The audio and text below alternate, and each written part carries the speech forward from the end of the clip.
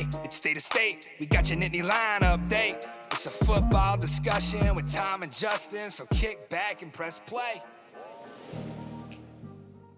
With former Penn State and NFL defensive back Justin King, I'm Tom Hannafin. This is State of State. This podcast is presented by BetOnline.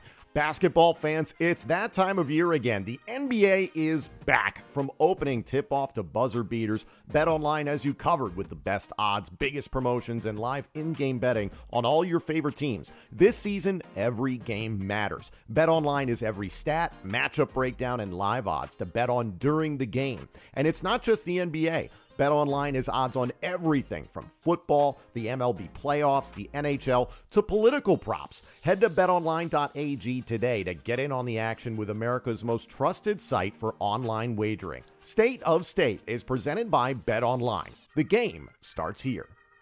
State of State is proud to partner with Illumination Brewing for another season of crafting State IPA, the perfect tailgate and game day beer for Penn State football fans. State IPA is available now at your local beer distributor, grocery store, plus select bars and restaurants. Visit illuminationbrewing.com/beer/state-IPA to learn more. Must be 21 years or older to purchase. Please drink responsibly.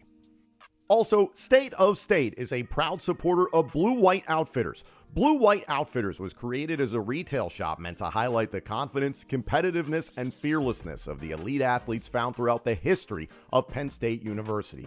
Check out their Lockdown U and Lawn Boys merchandise today. All sales from Blue White Outfitters directly benefit Penn State student athletes. Also, official State of State merchandise is available now. Support the show and grab State of State t-shirts, hoodies, hats, and more. Visit www.bluewhiteoutfitters.com today. This week, number 3 Penn State is on the road in Madison, Wisconsin, a night game at 7:30 p.m. Eastern on NBC and Peacock. Number 3 Penn State, undefeated, goes to visit the Wisconsin Badgers. This has all the makings of the proverbial trap game because we all know what's coming up on the following week, and you cannot afford to look ahead. I know people will bag on Penn State and James Franklin for the 1-0 mentality, but if there was ever a week to tattoo that to your forehead, this is the week. I understand number 4, Ohio State, will be waiting the following week at Beaver Stadium, but Penn State has got to focus on the here and now. We're going to get into it with a full game preview. Like, comment, subscribe, rate us, turn on notifications. We appreciate it so much. Get at us on social media at State of State Pod. Get in our comment section on YouTube. We appreciate that so much. You guys always have such great opinions and takes on things. Also, you can become a member of our YouTube channel for just 99 cents a month right now. You can get all upcoming episodes of State of State ad-free, commercial-free. Members only. Get the entire members-only playlist of episodes that we've been putting together since the summer. They're ad-free, no commercials whatsoever for just 99 cents a month. You can hit the join button on our homepage, or you can follow the link in the description of this podcast. Also, you probably heard it at the top of the show, State of State merchandise is available now via www.bluewhiteoutfitters.com. You see the logo at the top of the screen on YouTube. That's where you're going to see on hats, hoodies, t-shirts, long sleeve t-shirts. So big thanks to Justin and everybody at Blue White Outfitters for putting that together. It's some really good looking stuff. So I'm excited to get some of my own, and I hope you guys take advantage of it. The link to the exact page is also in the description of this podcast. So thank you all so much. Justin, I want to start with the weekend that we just saw. Now, yes, Penn State was on a bye, but meanwhile, the rest of the college football world was in absolute chaos. It was the biggest regular season weekend of the year. People were talking about October 19th, 2024. Don't have a wedding. Don't go to the wedding. There are too many big games. The big takeaway, unfortunately, for Penn State is that now that USC win doesn't look very good, does it? It doesn't, but the Illinois win looks a little better, I would guess, because they beat Michigan. That's kind of how I balance it out. But, sometimes, you get those West Coast teams, a little different makeup of those guys. They lose, they don't have anything to play for. They might tank a little bit, right? So it's kind of it's a twofold situation where I think the Illinois game looks a little bit better. USC looks a little bit whatever, but it's always tough. Like our man Todd Blackledge said last year on the show, like it's always hard to win on the road. So the fact that we still did that in the fashion that we did, coming back with some adversity, I still think goes into the confidence and the sustainability of this team's belief moving forward, right? So that's how I looked at it. You look at the top teams like Texas going down, and you're seeing Georgia bounce back. You see Alabama take their second loss, and it looks wide open in the college football landscape. It's an interesting top 5. I was a little surprised to see Penn State remain at number 3. So for those who don't know, right now it's Oregon at number 1, Georgia at number 2. Georgia went on the road and beat Texas handily in Austin. So Georgia's at number 2. Penn State stayed at 3. Ohio State stayed at 4. Texas dropped all the way to 5. And then you have Miami at 6, Tennessee at 7, LSU at 8, Clemson at 9, who's really bounced back after a huge loss to Georgia to open the season. Cade Klubnik has played well. And then it's kind of a crapshoot for 10 through 15. Somehow there's a lot of disrespect being shown to Indiana, but I think Indiana, Penn State might be fortunate they're not dealing with this season on their schedule. I think Oregon probably feels the same way about Indiana. And it's just an interesting look at the overall top 5, and that I was like, yeah, Georgia controlled Texas, but there was still a good amount of me watching that game that I was like, oh, Texas is probably still a better team than Penn State in terms of personnel and what they're capable of doing. But so I wasn't expecting Texas to fall that far. And now Penn State is in this situation where going on the road to Wisconsin, yes, it's an unranked team, but still 5-2. They've won their last 3 by considerable margins. The game for Wisconsin last week was at Northwestern on the lake. They won that by a score of 23-3. Wisconsin was kind of pulled down, as we always talk about. You know, Northwestern just plays a physical, disciplined style of football, and they drag you down into the muck. Wisconsin withstood that. So it's just, I don't feel as comfortable about this weekend as some people do. The opening line, according to our friends at Bet Online, was -8.5 at the time of recording this here on Tuesday. It's -6.5. So I think there's a lot of people reevaluating what Penn State is, especially after some of the losses this weekend. And we talked about USC's loss on the road at Maryland. Now you look at the Maryland game differently. There's all these aspects of this team now. At the UCLA game, it was like, well, Rutgers, are they on the decline because UCLA bowed up and Garbers look good? It's just, I think there's still a lot this team has to prove. Styles make fights. I bring that up a lot of times when we think about boxing, because you really don't know. Sometimes you face a southpaw, and it's a tricky fight. They're just depending on the matchups. And I think that's where it comes down, even from just my personnel, talent acquisition brain, is like when you're looking for those critical pieces or players, whether it's like a Tyler Warren, whether it's a Drew Aller or the 2 running backs, when you have different weapons that can attack defenses and defensive players that can cause different havoc for different reasons, right? Like Abdul moving around, doing those different things. I think we see the stability of Penn State staying at number 3 when you look at like football experts and they're looking at like how many ways can Penn State win, right? It's not a one-dimensional team. It's like, oh, it's not, if you stop the run, they can't pass. They got a luxury game managing quarterback that protects the football, but also make big throws, has a top 10 or a top, first round draft pick at tight end. You have a defense that's historically been great, and the coaching around. When you look at the whole makeup of like how you play these guys, Penn State has a lot of answers for a lot of different problems that are faced with them. So when you see that, again, we said it before, like they're built, it's a complete team, kind of how Nick Saban, or we talked about before. It's just, that's what they've been showing on the film, just different ways. And maybe it's not the most exciting, but I can't even say that, because when we play USC, like that was an exciting game, right? So I think that's what I kind of lean on still with Penn State, just the dichotomy of how they can attack and how they can defend different teams. And, they're a well-coached team, a lot of talent. And when you have that, I mean, any given Saturday, you can beat anybody, but also it takes a superior team hitting on all cylinders to beat them based on what they've shown so far this season.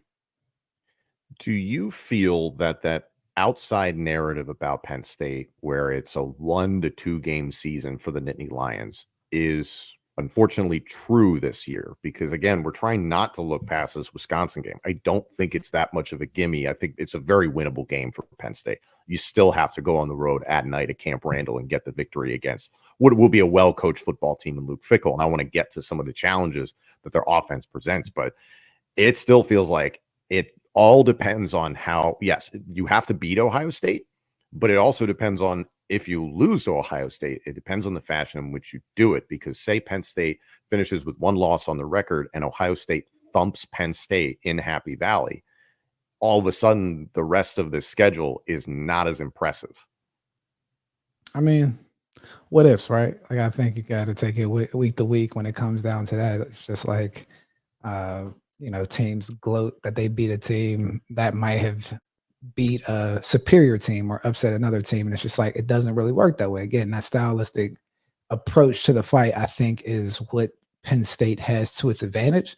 And I mean, it does come down to, I think, a 1-2 type of game if we're looking at just the overall thing, because now we're talking about playoffs, right? I think now we just got to look at like, all right, what does it mean to get into the top 12 in the playoffs? So if that means those 1-2 games, I don't think that really matters. I think that playoff at the end of the season matters, right? Like the NCAA basketball situation. But I mean, we just saw the different numbers come out for the collectives and the funding and how much schools have been paying. Penn State, I want to say it was like 13 on that list. Yeah. You look at a lot of those top schools that have the money, or where we can kind of see what's going on, and they have losses and they're getting upset, and they got guys transferring out. And it goes back to what we said, where it's like, there's going to be the culture and coaching that wins in this new age of sports, because it's not about how much money you have. It's about, are you paying the right guys?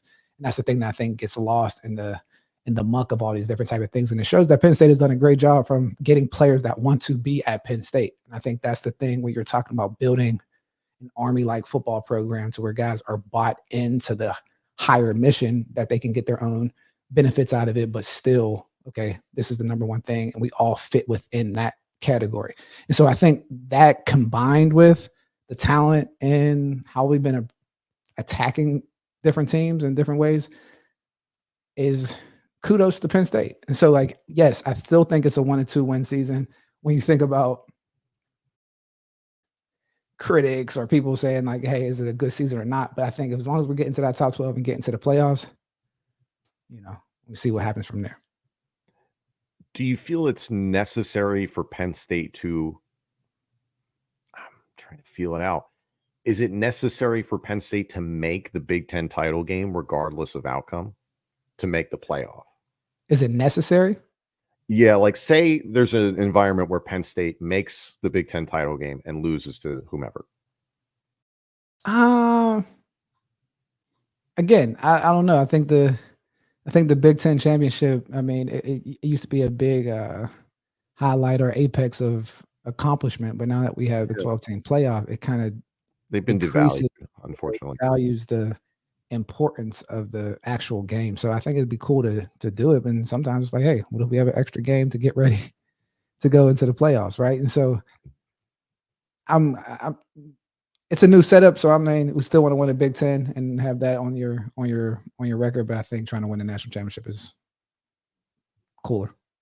Oh, it's much cooler. I'm just thinking about like gaining entry to the playoff, the way that dominoes could fall. It might be a necessity. So based on where they're at, though, right? I don't think, again, there's a lot of teams in the Big Ten that are at the top of just the polls in general. So I don't think if they were to lose a game that they would kind of slide out of the top 12 to get in there. I know there's like automatic bids and things of that nature, but again, when you look at just the eye test of how they were, if they were to lose, how did they lose, and just that level of competitiveness, I think that comes into play as well. Because someone was asking me this past week, do you think Penn State is like Oregon good or Ohio State good? And I'm like they can play with them, but when you say what's like good, again, we're talking about like the casual fan of like explosiveness. I think that's kind of sums up what people kind of say, like, hey, how good is that team? Like, how fast can they score? How explosive and exciting the games are. But when we look at the fundamentals of the game, or just what goes into win shares, Penn State has been doing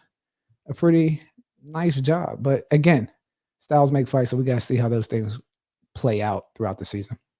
I'll say this: Georgia proved that they can be Georgia again, if that makes any sense. I think there were concerns about Georgia earlier on in the season. Carson Beck has not been what we saw of him last year. I personally think he is. I think there's a lot of people that are like, he could be a top 5 overall pick. I'm like, I don't understand this narrative. I think he's a big guy and he has the abilities, but I just have never seen him truly be someone who dissects a defense in a capacity in that, like, yep, we're going to put the entire game on Carson Beck. It seems like this is Iowa times 1,000 with this Georgia team, in that the way they played defense against Texas was terrifying. Like, they abused that Texas offensive line. So when you think about, oh, okay, well, can Penn State hang with Oregon and Ohio State? I'm like, yeah, but there's those guys defensively that are monstrous. That's a whole other layer. And we saw in Oregon, Ohio State, the battle in the trenches was significant in that game. And we've talked about that a lot for Penn State. So You talk about that Georgia defense. I mean, they showed some clips where they went from an odd front to a zero blitz, and I was like, oh, they're putting quarterbacks in hell out there. And then they have the athletes to execute it. And and again, I always like to lean on. I believe in coaching. I really do. I think coaching in football, if any sport, it truly matters when it comes to schematics, the attitude that the team takes over from the coaches, and that's one thing that you can kind of bank on with Georgia, like you said. They can beat Georgia, and especially when they can do those different type of things and have guys move around and create pressure with elite athletes. Yeah, I mean, any given Saturday, right? That's kind of what I lean on and see if you can stop those different type of attacks. Right. I wanted to ask you this, and I promise we'll get to Wisconsin. Is how much of what you saw in, like, for instance, Georgia and Texas, and what Georgia did, changing up those fronts, is the new in-helmet communication stuff for quarterbacks, where defensive coordinators are like, we're going to change things up after 15 seconds. Well, I think just like the stemming and different things of that nature, that's just more of an NFL approach. I don't know if it's too much to do with the coach to player communication. It's just some exotic. I can't even say exotic because it's kind of base level stuff, but to see that and like kind of shift to those different things, getting a guy to shift over It was scary. 2 spots.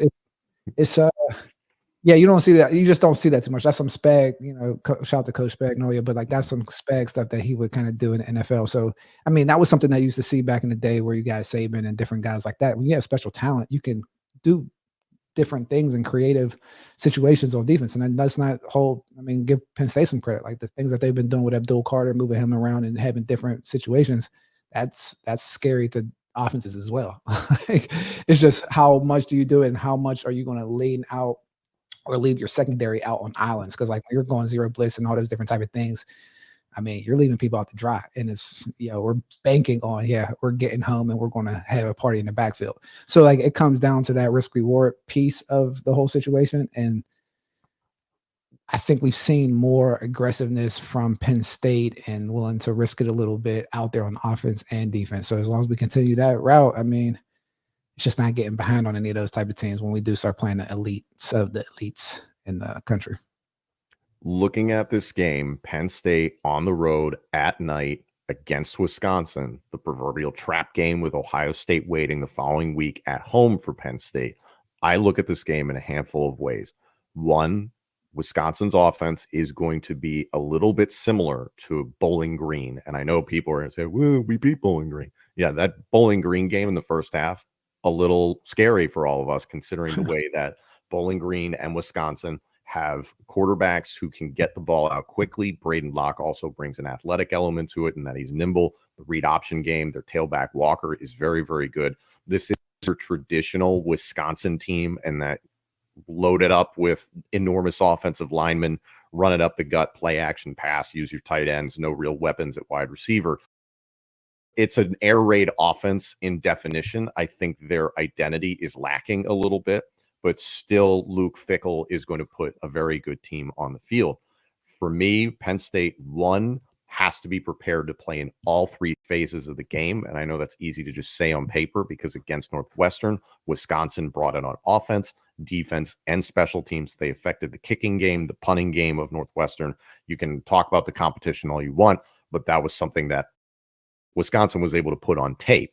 Then defensively for Penn State against this offense, I don't believe Penn State has to get turnovers to win the game, but there will be turnovers to get.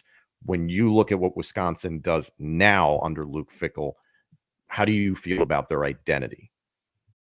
I think it's a little up and down, kind of similar to last year. Sometimes you see them running the football, kind of airing it out, and just not necessarily sure if they already a ground and pound type of team, and they're trying to air it out a little bit. They have some pretty shifty and explosive running backs, and Kate Yakameli and different guys like that. But, like use them on a limited basis. So I have explosive players. It's just going to be interesting to see how they use them and what they come out with. But I think we've shown from a physical standpoint that we can play with, the best of them when it comes to a physical game. That's kind of our identity. And then also when we start spreading it out, once you beat them up, start taking our shots. I think when we go to the outside against teams like Wisconsin, we just have the personnel advantage across the board when it starts talking about like Tyler Warren or the running backs and just getting them in space and being able to attack them from that standpoint. But it's going to be a well-coached team.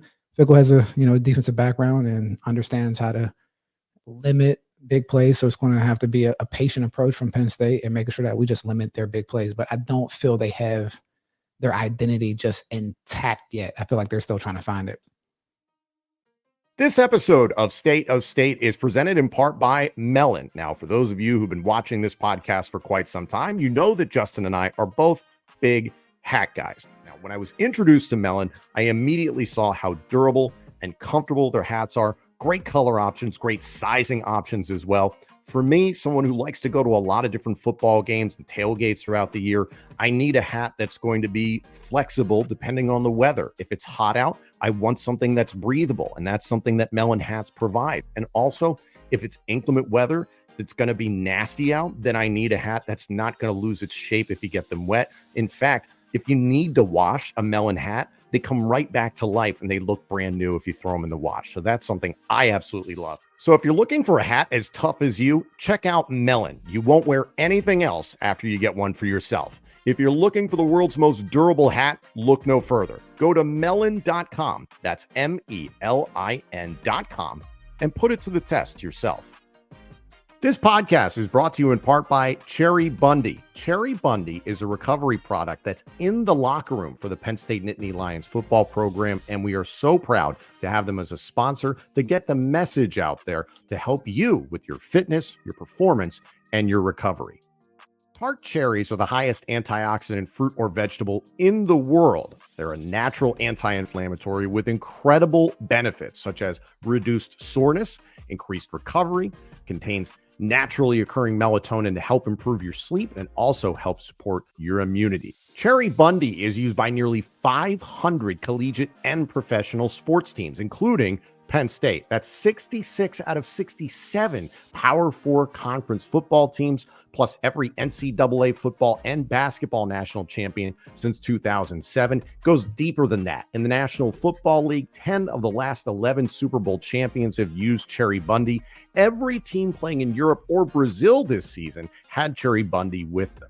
You can check out Cherry Bundy right now at cherrybundy.com or Amazon.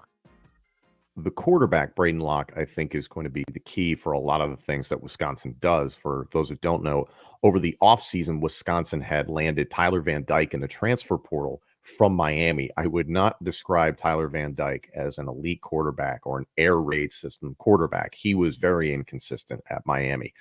Van Dyke goes down very early in the season. They go to Braden Locke, who's a transfer from Mississippi State 2 years ago, got some opportunities last year, and then seems to have taken over the job at this point. Obviously, Van Dyke is down, but it seems like Locke is the guy, and he stepped up. So good for Wisconsin on that side. There's still inconsistencies with Locke as a passer, but the thing about this offense and why I compare it to Bowling Green and a dash of what we saw against USC in the first half, the way Miller Moss was getting the ball out quickly, that's what Wisconsin wants to do. And that was something Penn State did struggle against Bowling Green in the first half. And then you saw the second half adjustments that Tom Allen and this defense have done so well this entire season. So I don't have a ton of concerns about what Wisconsin is able to put on the field athletically from a pass catching standpoint.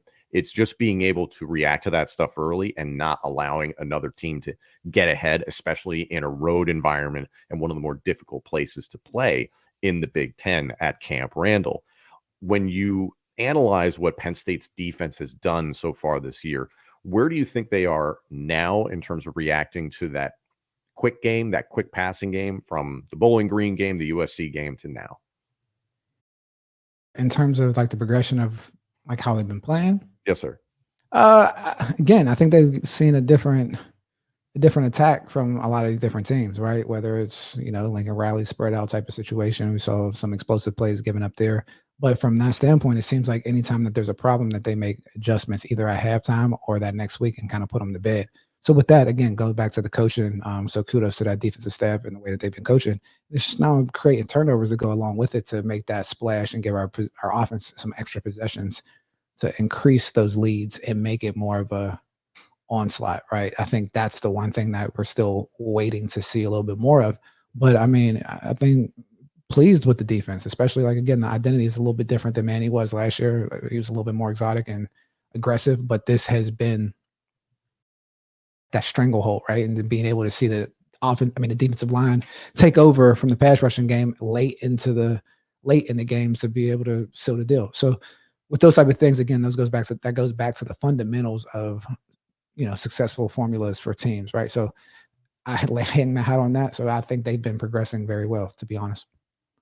Even if this is a game where Penn State's pass rush doesn't rack up things in the box score, Penn State's pass rush is going to still have to apply pressure and try and get Locke to make bad decisions.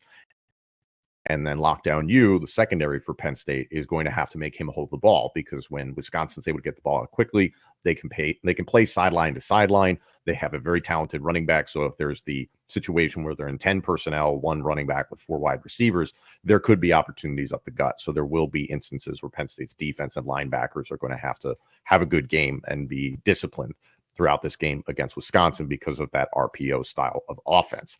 On the defense for Wisconsin, to me, the battle is, and I know it's not the sexiest thing to say, but it's in the trenches. For Wisconsin, the interior of their defensive line is going to have a war with the interior of Penn State's offensive line. And we have talked about that all season long, is that the guard and center spots for Penn State, I think a lot of Nittany Lion fans feel very, very confident. In the tackle spots, a lot of credit to Shelton and Donko Rucci as well, and a lot of the guys that rotated in played tackle through the season. But they have stepped up in ways I think people were concerned about. But the interior of the offensive line is where Penn State fans feel the most confident. That is going to be a challenge. This is a Wisconsin interior defensive line that can be disruptive, and you have to prevent them from bubbling the offensive line into your own backfield. That's going to be something that Penn State has to be careful of. I wouldn't be shocked, Justin, if we saw more of the option from Drew Aller in this game, because there were flashes where Northwestern had success against that, and other teams have had success with that. I don't want to directly compare Penn State to Alabama, but Alabama earlier this year, 42-10 at Wisconsin, got that win. Jalen Milroe was a completely different athlete, completely different quarterback from Drew Aller, but we continue to see week after week the hard work that Aller put in the offseason to change his running style from last season to this, is that, yes, he is a credible threat. We had seen it so much during the offseason where Andy Kotelnicki had ball carrying drills, and you and I were like, where's this going to go? And you saw a lot of the creativity of Andy Kotelnicki in the first 3 drives, especially against USC. So you could see a continuation of that, but I wouldn't be shocked in this game if you saw Drew Aller running the option more consistently with Katron Allen and Nick Singleton. It appears that it could work against this Wisconsin team. Do you have any sort of expectations for what Penn State could roll out offensively? No, but I like it in the sense of keeping the defense honest, right? And I think Drew's put a lot of work in the offseason where they talk about losing weight, gaining some foot speed, and makes them effective. And in the college game, I think that's extremely helpful, right? We see what Vanderbilt did against Alabama from the standpoint of just the run game and being able to have a quarterback that can move around and make different plays. And the fact that Drew's not just a running quarterback, he has an elite arm, right? He's a top 5 type of arm talent. And it's when you have that really puts a strain on the defense. And I think that's all you're looking for, right? Get edges and a little bit of numbers advantage in different areas in attack. And I think we've shown that we can do that in different ways. So I mean, if that's the way that we can attack them, I think that is a sufficient way to attack them this weekend. This is a disciplined secondary for Wisconsin. I don't think Penn State is going to be outmatched athletically, but this is just a secondary that just doesn't make a ton of mistakes. And considering some of the turnover issues that Drew Aller had against USC, we've talked about them ad nauseum, and that 3 interceptions, more than he'd had his entire career in a single game. A lot of people have nationally been like, oh, it was the worst game he ever played. And when you really pay attention to the way that he played, and it was like, well, he had a 70% completion percentage, a ton of yards, obviously was hooking up with Tyler Warren all day. The last interception at the end of the game was a Hail Mary. Fine. The second interception he threw was into traffic and bounced off a bunch of hands. So yes, wants that back. And then the first pick was into coverage that he could have nearly gotten it there, but has Drew Aller learned the lessons through the bye week and now another week to prepare for Wisconsin of like, hey, maybe I got a little greedy. At the same time, I'm like, Justin, I was just happy to see him confident and ripping the ball downfield. So yes, even if it is that second where Kodal Nicky's got to be like, hold on there a second, bud. Let's just kind of take a step back. Let's not get super conservative like 23 Drew Aller, but like there's a happy medium to be found here. I like it. I wouldn't tell him anything. I tell him, keep slinging it, man. Let it rip. Let it rip, man. We're going to have some interceptions regardless if we try to be perfect, so it doesn't matter. So keep going after it. Go for the jugular. And I think that's a mentality that you'll see and continue to see from Coach K putting into Drew. And, don't be careless with the football. Like, that's not what I'm saying, but continue to attack. When you attack, sometimes you leave yourself open a little bit and, make a little, like, tips and get a tip in the middle, like a difficult throw, a Hail Mary. Again, I'm not really changing my process if that's the outcomes and why the outcomes. I mean, stats mean something, but really, if you don't understand the game theory and what's happening in the game, stats just kind of build bullcrap arguments. So I don't really give too much to it unless it's, contract time.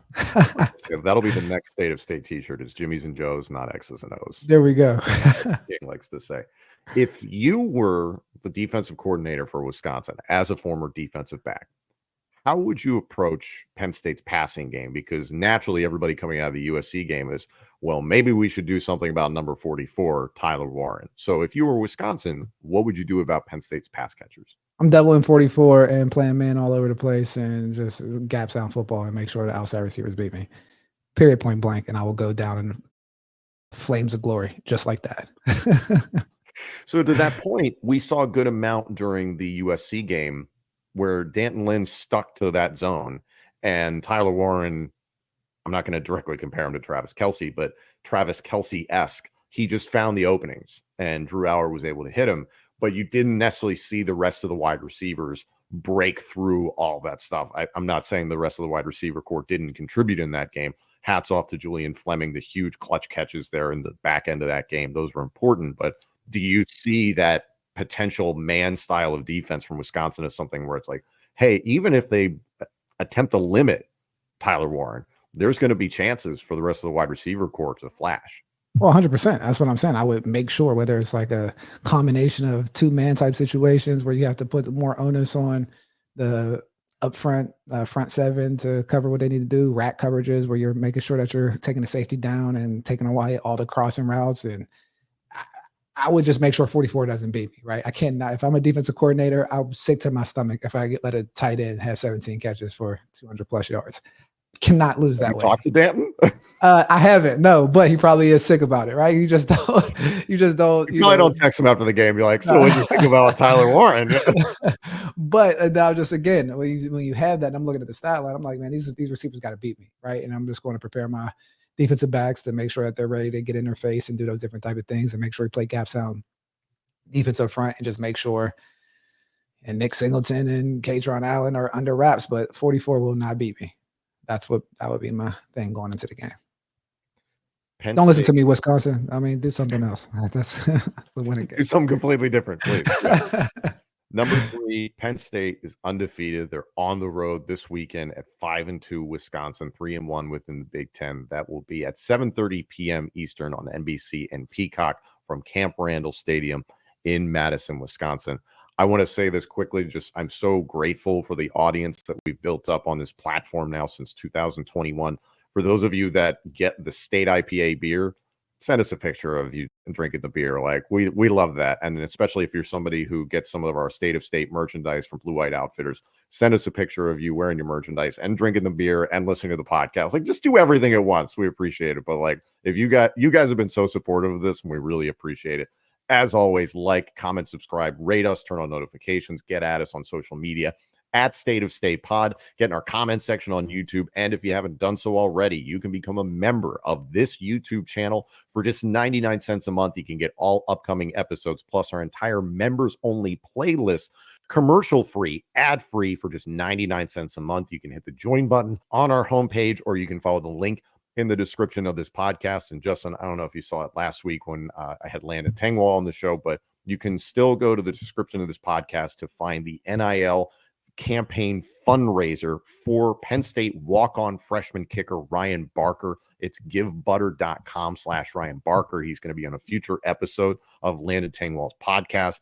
And Landon has said, no matter how much money is raised, it's all going to Ryan Barker. So this is one of those NIL activations that you and I talk about. They're like, this is one of the best parts of the advent of NIL, is that, yeah, this is a guy who's walk-on. He's not getting NIL benefits right now, but you just see how Penn State fans have stepped up. If you follow the link, you can see how so many people have responded to this. So I'm personally thrilled to see it.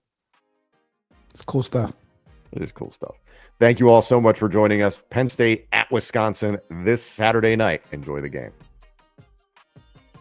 Thank you all so much for joining us. This episode and our entire library of shows is available now on YouTube, Apple Podcasts, Spotify, Google Podcasts, and wherever else you get your podcasts. Also, let us know what you think of the show on social media, and check out all of our content on X, Instagram, and TikTok. Search for the handle at State of State Pod.